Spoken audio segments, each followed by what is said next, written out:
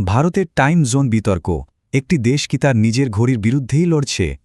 সময় আমরা সবাই তো ঘড়ির কাঁটা দিয়েই একে মাপি, কিন্তু একবার ভেবে দেখুন তো কি হবে যদি একটা গোটা দেশের ঘড়িটাই তার সূর্যের সঙ্গে তাল মেলাতে না পারে। মানে সকাল আর সন্ধে তো প্রকৃতির নিয়মেই হয়, তাই না? কিন্তু আমাদের বানানোর সময় যখন এই প্রকৃতির নিয়ম থেকে অনেকটাই আলাদা হয়ে যায়, তখন আমাদের জীবনে তার কি প্রভাব পড়তে পারে? আর ঠিক এই প্রশ্নটাই কিন্তু এখন ভারতে একটা মস্ত বড় বিতর্কের জন্ম দিয়েছে। একদিকে আছে প্রকৃতির নিয়ম, মানে সূর্যোদয় আর সূর্যাস্ত, আর অন্যদিকে মানুষে তৈরি করার সময়। যখন এই দুটোর মধ্যে ফারাকটা অনেক বড় হয়ে যায়, তখন তো সমস্যা হবেই। চলুন এই বেশ জটিল বিষয়টা একটু সহজ করে ধাপে ধাপে বুঝে নেওয়া যাক। এই আলোচনায় আমরা কয়েকটা ধাপ পেরোব। প্রথমে দেখব ভারতে হঠাৎ করে নতুন সময় নিয়ে এত কথা উঠছে কেন। তারপর আমরা একটু ইতিহাসে ডুব দিয়ে দেখব উজ্জয়িনীর গুরুত্বটা কোথায়। এরপরে আমরা জানব একটাই সময় মেনে চলার ফলে আজ ঠিক কী সমস্যা হচ্ছে। তারপর দুটো বড় সমাধানের কথা বলবো, আর তার সাথে জড়িয়ে থাকা অংশ খরচ আর চ্যালেঞ্জগুলো নিয়েও আলোচনা করব। আর সবশেষে আমরা খুঁজে বের করার চেষ্টা করব যে সবচেয়ে বাস্তবসম্মত পথ কোনটা হতে পারে। ব্যাপারটা হলো, সম্প্রতি ভারতের শিক্ষামন্ত্রী দেশের স্ট্যান্ডার্ড টাইম বদলানোর একটা প্রস্তাব দিয়েছেন, যার নাম দেওয়া হয়েছে মহাকাল স্ট্যান্ডার্ড টাইম। আর এই প্রস্তাবটা আসার পর থেকেই কিন্তু দেশ জুড়ে একটা নতুন বিতর্ক শুরু হয়ে গেছে। কিন্তু এই স্ট্যান্ডার্ড টাইম জিনিসটা ঠিক কী? চলুন পরের স্লাইডে বিষয়টা একটু পরিষ্কার করে নিই। খুব সহজ করে বললে, জিএমটি হলো সেই পুরনো বিশ্বজনীন সময়, যার একদম আধুনিক নিখুঁত সংস্করণ হলো ইউটিসি। আর আমাদের দেশের ইন্ডিয়ান স্ট্যান্ডার্ড টাইম বা আইএসটি চলে এই ইউটিসির থেকে ঠিক 5.5 ঘন্টা এগিয়ে। এই আইএসটি ঠিক করা হয়েছে উত্তরপ্রদেশের মির্জাপুরের উপর দিয়ে যে 82.5 ডিগ্রি পূর্ব দ্রাঘিমা রেখা গেছে সেই অনুযায়ী। কিন্তু নতুন প্রস্তাবে এই কেন্দ্রবিন্দুটাকেই সরিয়ে আনার কথা বলা হচ্ছে। নতুন প্রস্তাবে বলা হচ্ছে ভারতের সময়ের কেন্দ্রবিন্দু হোক উজ্জয়িনী। কিন্তু প্রশ্ন হল, হঠাৎ উজ্জয়িনী কেন? আসলে এর পেছনে একটা গভীর ঐতিহাসিক এবং সাংস্কৃতিক কারণ আছে। চলুন ভারতের প্রাচীন সময়ের ইতিহাসে একবার ডুব দিয়ে আসা যাক। জানেন, আর্যভট্ট, বরাহমিহিরের মতো দিকপাল জ্যোতির্বিজ্ঞানীদের কাজের কেন্দ্র ছিল এই উজ্জয়িনী। এমনকি ৫ম শতাব্দীর বিখ্যাত বই সূর্য সিদ্ধান্তে উজ্জয়িনীকেই ভারতের মূল দ্রাঘিমা রেখা বা প্রাইম মেরিডিয়ান হিসেবে উল্লেখ করা হয়েছে। মানে ঐতিহাসিকভাবে ভারতীয় জ্যোতির্বিজ্ঞানের জগতে উজ্জয়িনীর গুরুত্ব কিন্তু অনেক। তবে হ্যাঁ, এই প্রস্তাবটা দেওয়ার সময় একটা ছোট্ট তথ্যগত ভুল হয়ে গিয়েছিল। বলা হয়েছিল যে উজ্জয়িনীতে নাকি নিরক্ষরেখা আর কর্কটক্রান্তি রেখা মিলিত হয়। কিন্তু আমরা তো সবাই ভূগোলে পড়েছি, এই দুটো রেখা আসলে সমান্তরাল। এরা কখনোই একে অপরের সঙ্গে মিলতে পারে না। হতে পারে প্রাচীন ভারতীয় ধারণা অনুযায়ী উজ্জয়িনীকে যে ভূমধ্যরেখা বলা হতো, সেখান থেকেই হয়তো এই ভ্রিভ্রান্তিটা তৈরি হয়েছিল। আচ্ছা, এবার আসা যাক আসল সমস্যাটায়। ভারত পূর্ব পশ্চিমে প্রায় ৩,০০০ কিলোমিটার চওড়া একটা বিশাল দেশ, কিন্তু গোটা দেশের সময় চলে একটাই। এর ফলে ঠিক কি সমস্যা হচ্ছে চলুন দেখে নিই। এই স্লাইডটা একবার দেখুন, কি বিশাল একটা পার্থক্য। ভারতের একেবারে পূর্বে অরুণাচল প্রদেশে যখন ভোর 4:30টায় সূর্য উঠছে, তখন পশ্চিমে গুজরাটে সূর্য উঠতে বাজছে সকাল 7টা। ভাবুন, প্রায় 2.5 ঘন্টার এই প্রাকৃতিক ফারাক, অথচ গোটা দেশের মানুষকে একটাই ঘড়ির সময় মেনে চলতে হচ্ছে। এর ফল কি হচ্ছে? পূর্বাঞ্চলের রাজ্যগুলোতে অফিস শুরু হতে হতে বেলা হয়ে যায়, কিন্তু সূর্য ডুবে যায় অনেক তাড়াতাড়ি।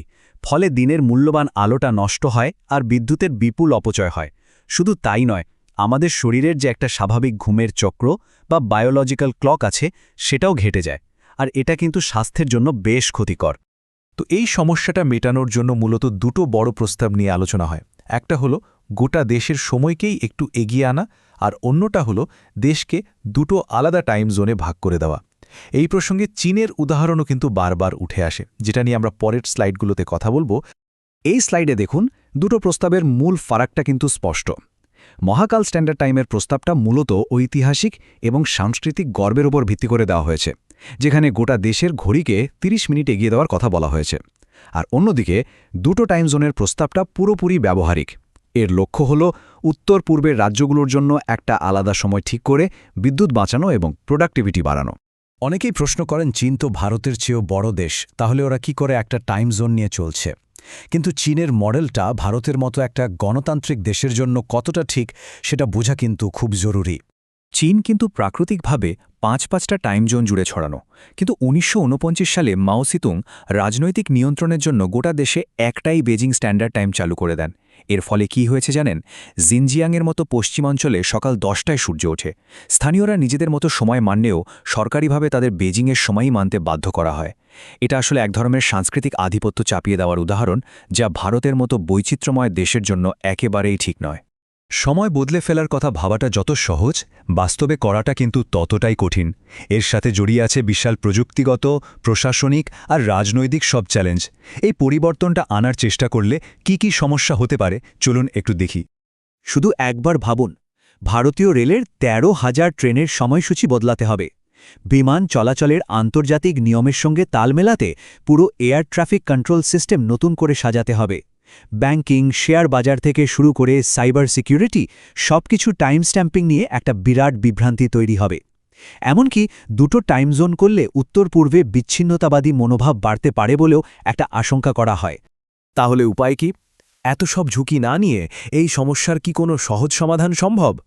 হ্যাঁ, বিশেষজ্ঞরা কয়েকটা কম ঝুঁকিপূর্ণ বিকল্প পথের কথাও বলেছেন। মূলত ৩টে বিকল্প ভাবা যেতে পারে। ১. গোটা দেশের সময় ৩০ মিনিট এগিয়ে UTC+6 করে দেওয়া।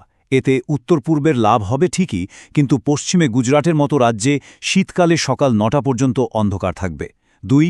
ডে লাইট সেভিং টাইম, যেটা গ্রীষ্মপ্রধান দেশ ভারতে খুব একটা কাজের নয়। আর ৩ নম্বর এবং সবচেয়ে বাস্তবসম্মত বিকল্প হল ঘড়ি না বদলে উত্তর পূর্বের রাজ্যগুলোতে অফিস স্কুলের সময়টা এগিয়ে আনা।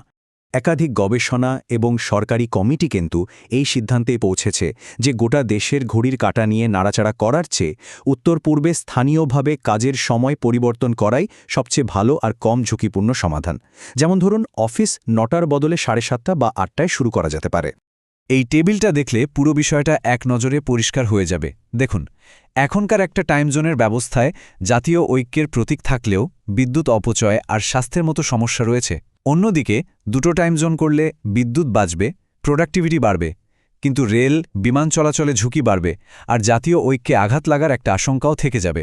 সুতরাং বোঝাই যাচ্ছে, এই বিতর্কটা শুধু ঘড়ির কাঁটা মেলানোর নয়, এর সাথে জড়িয়ে আছে দেশের সাংস্কৃতিক ঐতিহ্য, প্রশাসনিক বাস্তবতা, অর্থনৈতিক হিসেবনিকেশ আর বৈজ্ঞানিক যুক্তি। যে কোনো সিদ্ধান্ত নেওয়ার আগে এই সবকিছুর মধ্যে একটা সঠিক সামঞ্জস্য খুঁজে বের করাটা কিন্তু খুবই জরুরি। শেষ পর্যন্ত প্রশ্নটা কিন্তু এখানেই এসে দাঁড়ায়, সময় কি শুধুই একটা সংখ্যা, নাকি একটা দেশের পরিচয় আর ঐক্যের প্রতীক? আর সেই প্রতীককে রক্ষা করতে গিয়ে বাস্তব সমস্যাগুলোকে আমরা আর কতদিন অপেক্ষা করব? উত্তরটা হয়তো সময়ই বলে দেবে। ভাবার মতো একটা প্রশ্ন, তাই না?